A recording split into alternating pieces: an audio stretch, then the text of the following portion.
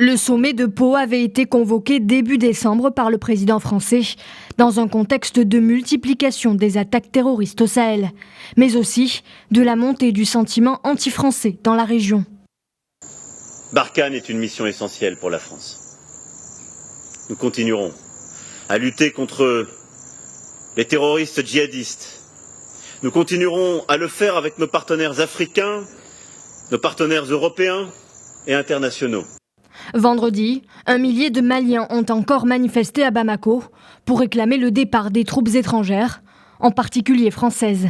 En lançant cette invitation surprise, Emmanuel Macron avait averti qu'il mettrait toutes les options sur la table, y compris celle d'un retrait ou d'une décrue de Barkhane.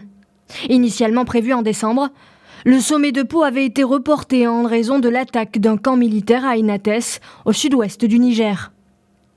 Cette attaque, qui avait coûté la vie à 71 soldats nigériens, est la plus sanglante depuis 2015.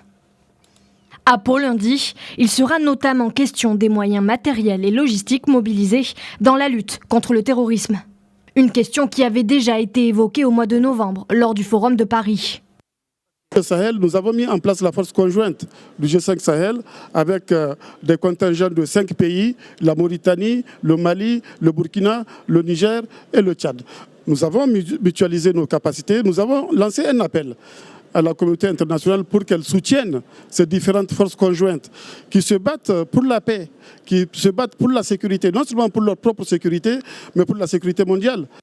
Pour la France, l'enjeu est surtout d'obtenir une déclaration commune des pays du G5 Sahel qui soulignera que la France agit à la demande de ses dirigeants afin de relégitimiser sa présence dans la région. Outre les volets économiques et politiques, le sommet de Pau vise aussi à recadrer la stratégie militaire contre les terroristes dans cette zone aussi vaste que l'Europe et à appeler à une participation accrue des alliés internationaux, surtout européens.